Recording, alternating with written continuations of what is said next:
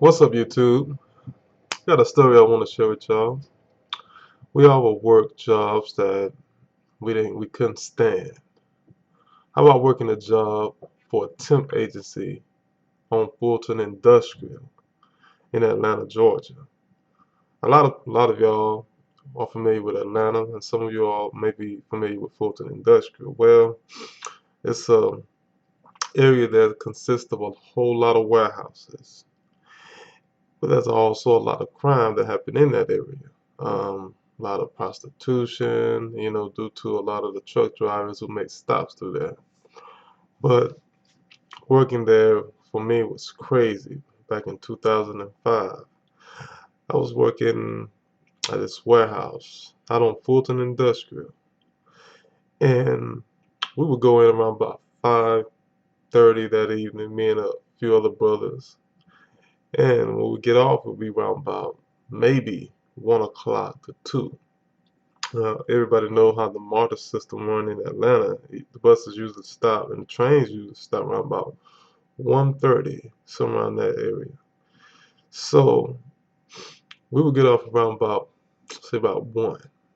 So there was one time we got off one morning and we were waiting on the buses, and the temperature so happened to drop that night.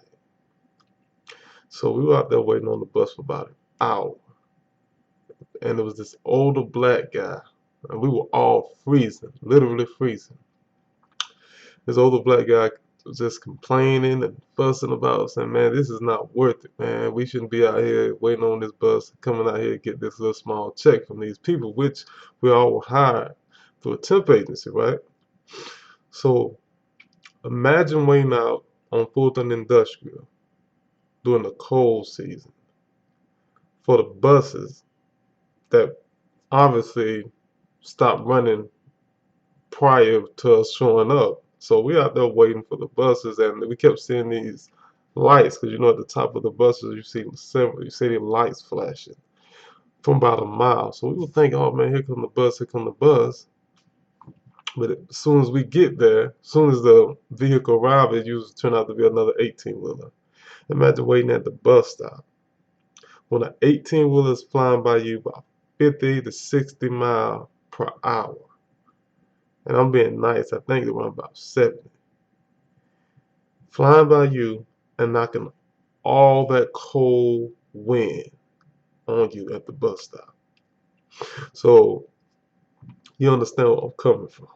And there were a whole lot of college students also from working out there at UPS will be waiting at the bus stop also around about maybe 4 o'clock, 5:30. I think that's when UPS that shift will end, and you see a lot of college students showing up also. And one time we was also out there when it was raining, waiting at the bus stop while you got 18 wheelers flying by you consistently, back to back to back. So me telling this story also let me just trying to put the emphasis to myself and the other people's too. If you have anything you want to do in life, dreams, pursue 'em.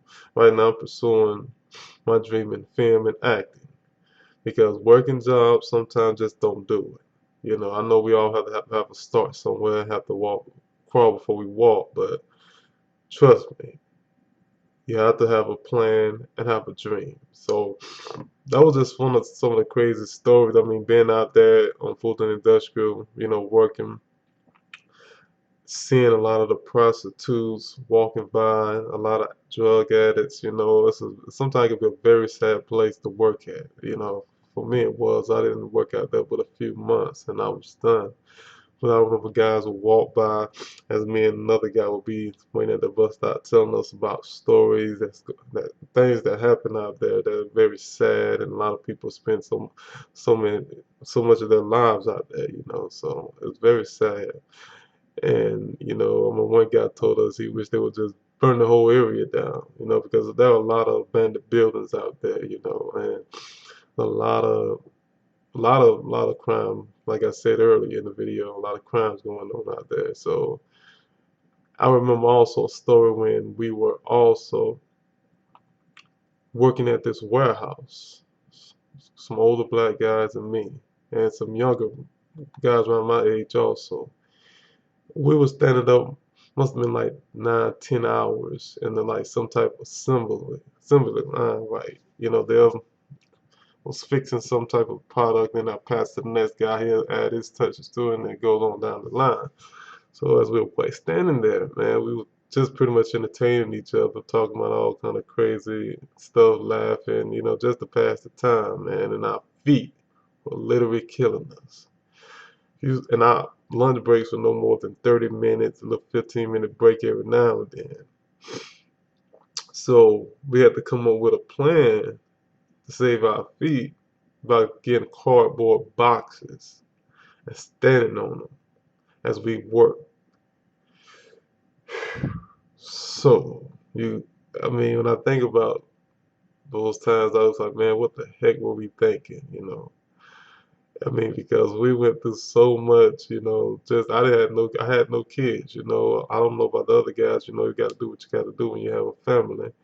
But man, the stories out there, and the working conditions, man, I don't too much agree with them. We do what we have to do to survive in this country and make a dollar, but some things, you know, we have to ask ourselves in the long run, how will it affect us down the line? There's also another crazy story when it was one time when we were walking. We was waiting on the bus stop. We had got off so early that we knew by then that the buses pretty much had stopped, and we were going to eventually be waiting out there for about 4 hours, 5 hours waiting on the bus. So we both all started to walk from Fulton Industrial Boulevard to AT Homes train station. Yeah, if anybody familiar with Fulton Industrial in Atlanta, Georgia, knows that that is no close distance. That's very far, actually miles and miles away. Just riding on the bus from Fulton Industrial to AT Home takes some time. So we were like, man, forget it, man. Well, it'd be better than just waiting out here on the bus. Just let's forget. Let's just go ahead and walk. That's pretty much our decision. It was about 6, 7 of us that night. Actually, that morning around about 1 o'clock. So we started walking, and man, it must have taken us literally 2 hours to get there. And one of the guys that got a ride that worked with us, I know we didn't notice we didn't see him, and he had to get a ride. And we met him at the train station, and man, he couldn't believe that we had walked that far. He tripped out, but we did. By the time we got there, we only had about, I said we started off around about two. I said about 2. Got there around about 4, maybe 3:30 to 4, maybe. And by the time we got there, the trains and everything was getting ready to start running again. So, and I look back on those times, and you know, I tell my wife about them all the time, and man, you know, I think about what the older black guy said. You know, it's not worth it. So, like I said, man, pursue your dream because I'm getting ready to pursue mine. Thank you for tuning in to my videos.